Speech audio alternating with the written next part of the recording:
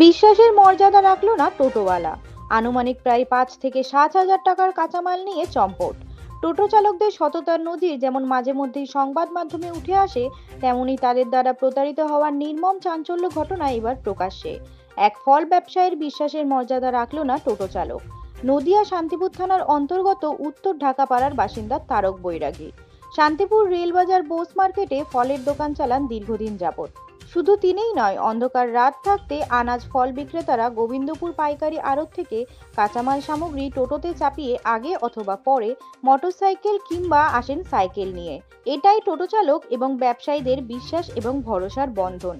তারকবাবু আজ সকালেও গোবিন্দপুর বাজার থেকে বেশ কিছু কাঁচামাল বিক্রির জন্য কেনেন, যার আনুমানিক মূল্য 5 থেকে 7 হাজার টাকা।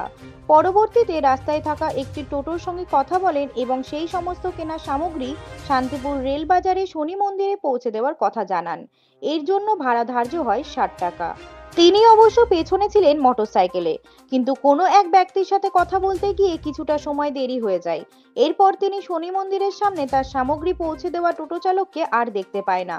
আশেপাশের বিভিন্ন কাঁচা আনাজ এবং ফলের বাজারেও তিনি পৌঁছান, ভুল করে সেখানে চলে এসেছে কিনা।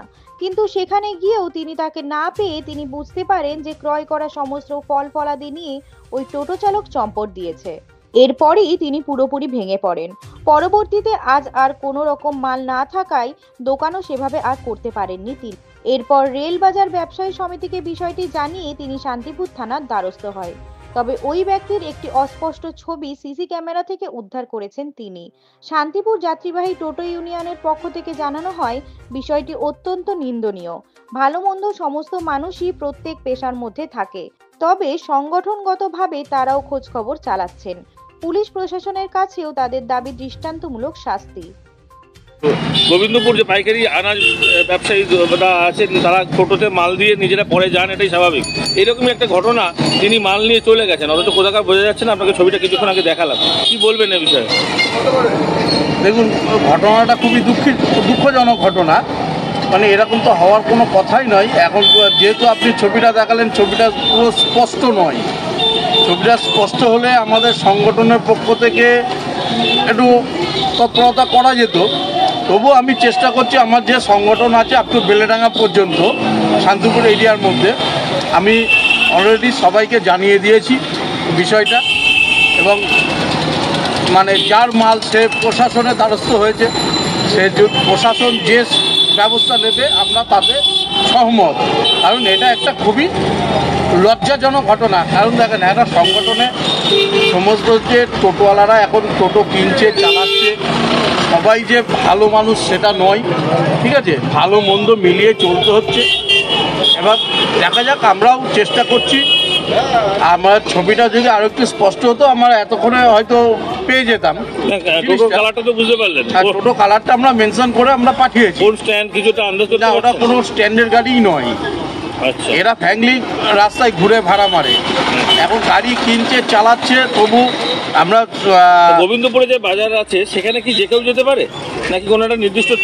এখন সেটা হচ্ছে তার ব্যক্তিগত ব্যাপার। হয়তো দেখা গেল যে কোনো জায়গায় খুঁজে পাচ্ছে না, সে গোবিন্দপুর আরতেও আবার ফেরত যেতে পারে। বা সে যদি মনে করে যে আমি সততার সঙ্গে টোটো চালাবো, তাহলে যে থানার দ্বারস্থও হতে পারে। কিন্তু দুপুর প্রায় 2টো বেজে গেলে এখনো পর্যন্ত কোনো খবর নেই। তার মানে সে প্রকৃত ভালো মানুষ নয়। সে আরতেও যখন যায়নি, থানাতেও যখন যায়নি, সে প্রকৃত ভালো মানুষ নয়। অর্থাৎ আমরা চাইবো টোটো ইউনিয়নের পক্ষ থেকে তার শাস্তি হোক।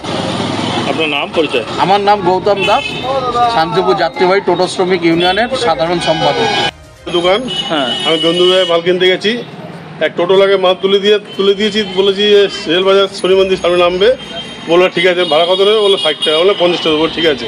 মাল তুললাম, তোলার পরে আমি মোটামুটি লক্ষ্মীতলা। আপনি কিসে আসছিলেন? আমি মোটরসাইকেলে এসেছি। আচ্ছা, এরকম ভাবেই আসেন আপনারা? হ্যাঁ, আমি এরকম আসি। তো লক্ষ্মীতলা ওই যে মন্দিরটা ওকে কষ্ট করে আমি চলে আসলাম। 7টা ট্রেন ঢুকবে, 7টা ঢুকবে, গেট পরে গেটে দাঁড়িয়ে পড়েছি। আমি আসছে বলে আসছে, তবে গেটটা ট্রেন চলে গেলো, ট্রেন ঢুকলো। আমি বাজে আসলাম, বাজে ভিতরে ঢুকলাম, ঢুকে গাড়ি রাখলাম, গাড়ির দোকান খুলবো। মোটামুটি যেটা চলে আসার কথা আসছে না। আমি আপনার সঙ্গে আসছে না, আবার গেটে দাঁড়াই গিয়ে তাও আসছে না। আমি আগে গেলাম, যে জায়গাতে ছেড়ে এসেছি আবার আগে গেলাম, গাড়ি দোকানে ঘুরতেই পারে। আগে গেলাম, আগে গিয়ে দেখি নেই। তারপরে আবার ওই বাজে গেলাম, নীলমণি মার্কেটে গেলাম, দিয়ে ওখানে শনি মন্দির আছে, তো ওখানে নামালো নাকি, তাও গিয়ে ওখানেও কেউ নেই। তারপর ওইখান থেকে ফের গিয়ে আবার গেলাম মাদার ঘর, যখন ভুলে গেল নাকি নেই। তারপরে গেলাম বড় বাজার গেলাম, সেও তেলাম নেই। তারপরে নতুনহাট গেলাম, তাও দিকে নেই। মানে এই টোটোওয়ালাকে মুখ চেনা লাগছে, মুখটা আফসোসা লাগছে, গোলগাল চেহারা বেশ। মানে আগে কখনো দেখেছেন বলে মনে হচ্ছে সবজি মার্কেটে? হতে পারে, আমি তো বেশি যাই না এখন মার্কেটে। আমার ছেলে যায়, চাকদা যায়, গন্ধু যায়, আমার পায়ে ব্যথার জন্য আমি আর যেতে পারি না। ওই মাঝে মাঝে টুকটা যাই, হালকা পাতলা মাল নিয়ে আসি। আজকে পুজোর বাজার কমিটিগুলোকে জানিয়েছেন? বাজার কমিটি বলতে আমাদের পিকু গুলু, এরা তো আমাদের রেলবাজারে। আপনি তো রেলবাজারেই বসেন? রেলবাজার দোকান আমার। আচ্ছা, তো সেক্ষেত্রে থানায় কি অভিযোগ জানাবেন? হ্যাঁ, ভালো। যে ছবিটি পাওয়া গেছে সেই ছবিটা তো কি করে পেলেন আপনারা? ছবি ওই গোবিন্দপুরে বিবেক বলে একটা ছেলে আছে আরজদার, ওর সিসিটিভি ফুটেজ থেকে এই ছবিটা নিয়েছি। আচ্ছা, তার মানে সিসি ক্যামেরা ফুটেজও পাওয়া যাবে? হ্যাঁ। তো পুলিশ প্রশাসনকে সেটা দিয়ে তো নিশ্চয়ই চেষ্টা করবেন। হ্যাঁ, চেষ্টা করলে ভালো, আমার তো ভালো আছে। কত টাকা মাল ছিল? এই মোটামুটি 1000-500 টাকা হবে টোটাল। কি কি জিনিস ছিল ওর মধ্যে? ওখানে সোজা ছিল 40 কিলো, 55 কিলো তরমুজ, তারপরে কিলো 30 কিলো শাকালু, 15 কিলো বড় কুল, তারপরে 25-26টা বেল, এই বন্ধু ছিল আজকে। সবকিছু নিয়ে চলে গেল? হ্যাঁ, সব। আর আপনার দোকানদারিও হলো না? দোকানদারি আগের যা মালের ছেলে দোকানে খুলেছে। কি নাম আপনার? তারক বৈরাগী। কোথায় বাড়ি? বাড়ি হচ্ছে ঠাকুরবাগান, ঠাকুর উত্তর ঢাকাপাড়া।